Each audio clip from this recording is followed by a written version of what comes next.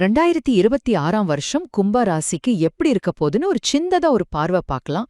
இதுல உங்க தொழில், குடும்பம், அப்புறம் ஆரோக்கியத்துல என்ன மாதிரியான மாற்றங்கள் வரலான்னு பார்க்கலாம். முதல்ல தொழில் அண்ட் நிதி. நீங்க வேலை தேடிட்டு இருந்தீங்கன்னா ஒரு நல்ல செய்தி இருக்கு. 2026 மே மாசத்துக்கு முன்னாடி, குறிப்பா பாத்தீங்கன்னா ஜான்வரி 15க்கு அப்புறம் புது வேலை வாய்ப்புகள் வரலாம். ஆனா பிசினஸ் பண்றவங்க கொஞ்சம் உஷாரா இருக்கணும். பெரிய முதலீடுகளையோ இல்ல புது திட்டங்களையோ இப்போதைக்கு செய்யாம இருக்கிறது நல்லது. ஏன்னா பெரிய முடிவுகள் எடுக்கிறதுக்கு டைம் சரியில்ல. சோ கொஞ்சம் நிதானமா போறது தான் பெஸ்ட். சரி, அடுத்து உங்க குடும்ப வாழ்க்கை.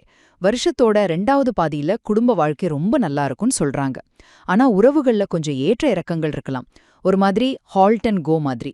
குடும்ப அந்தஸ்து காரணமா திருமண பேச்சுவார்த்தைகள்ல சில தடைகள் வரவும் சான்ஸ் இருக்கு. கடைசியா ரொம்ப முக்கியமான ஒரு விஷயம் உங்க ஆரோக்கியம். பயணம் செய்யும்போது உடம்புல கூடுதல் கவனம் தேவை. முக்கியமா பைக் இல்ல கார் ஓட்டும்போது ஸ்பீட குறைச்சு ரொம்ப கவனமா இருங்க. ஒரு முக்கியமான குறிப்பு என்னன்னா, இது எல்லாமே பொதுவான கணிப்புகள் தான். ஒரு 50% தான் இது பொருந்தும். கரெக்டான பலன்களுக்கு உங்க சொந்த ஜாதகத்தை பார்க்கறது தான் எப்பவுமே நல்லது.